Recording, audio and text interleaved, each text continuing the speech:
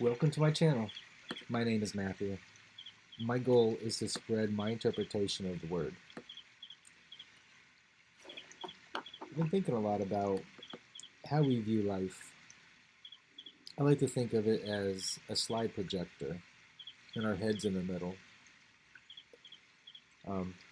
Depending on what slide you look through, that's your filter.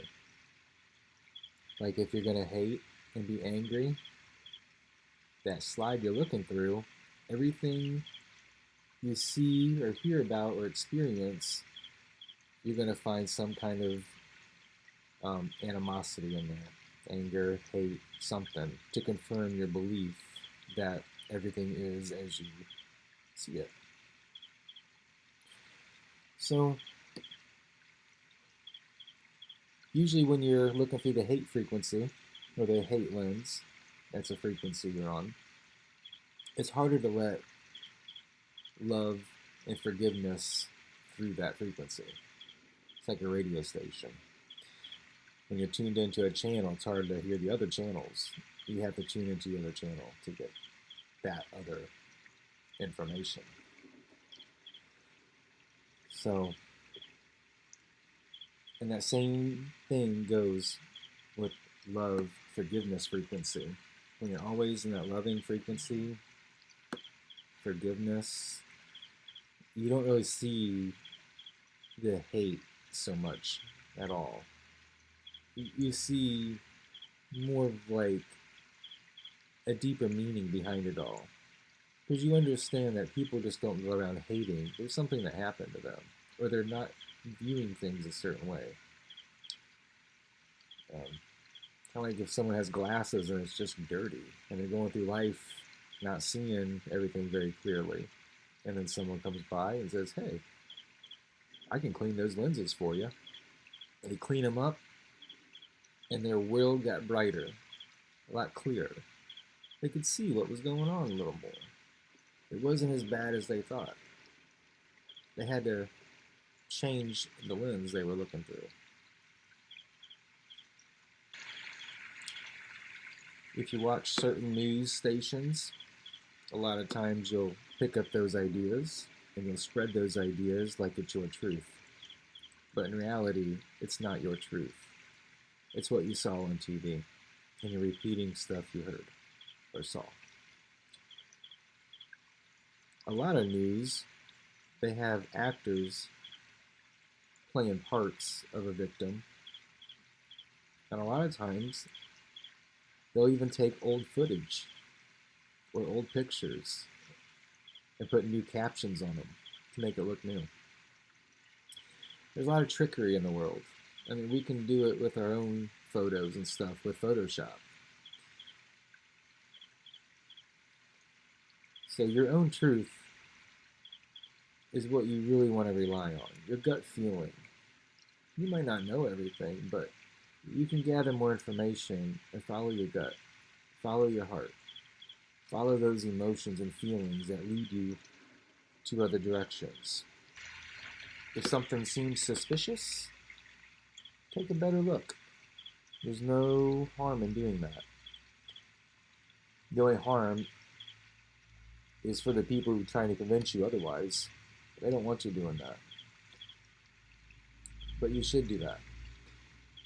God talks to you personally. So it's very important to keep your focus on the frequency of love, forgiveness. Like we are extensions of God's love. We just have to turn our Wi-Fi on for it. People that turn their Wi-Fi off from the light have harder times understanding things. They understand it from a perspective of separateness. Like, that's your stuff, this is my stuff, this is how it's going for me. But in reality, we're all human. We all basically have the same kind of feelings and emotions somewhere, deep, deep down. We are one. Like droplets of water. You put it all together, it becomes like a bucket of water or an ocean. But when we separate ourselves into one little droplets, we think that one droplet's better than the other droplet. But that droplet's wrong because you're not thinking the way this droplet is. But if you get them all together, you get more collective consciousness going, like a cup of water, a bucket of water, a pond, a lake. And the different consciousness happen through lenses of like birds of a feather flock together. Like you'll notice, like police officers, they tend to look the same and they start acting the same. Then they become very predictable because that's like a collective consciousness going on. Same with nurses. The hairstyle becomes very popular, and a lot of people start wearing their hairstyle. Even a pet. Some people look like their pets. Not everybody, but some people do. It's a collective consciousness that's happening. You don't do it on purpose. It just happens. It's very important to stay on the frequency of love. That way you'll see things in a better way, more clear way. Hate is just entropy, disturbance. Makes people act rationally, irrationally on that. And it's not, it might be good to generate some ideas, but it's definitely not good to stay in that mindset. You gotta break out of that. Love your neighbor as yourself. We take care of each other. It's like we're all family. We're all human beings. There's no reason to be separating and causing problems. If someone is angry,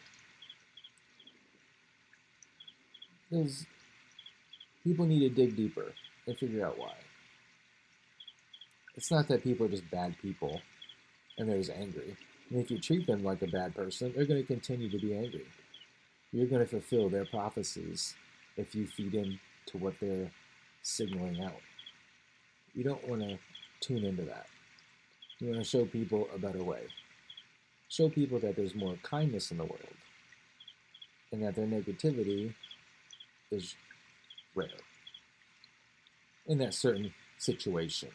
Negativity is rampant around the world, but that's the game.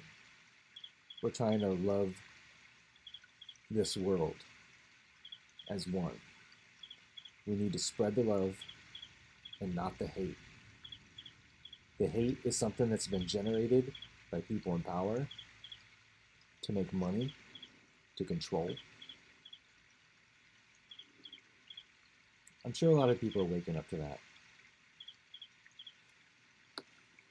That's all I have for right now. Monkey see, monkey do.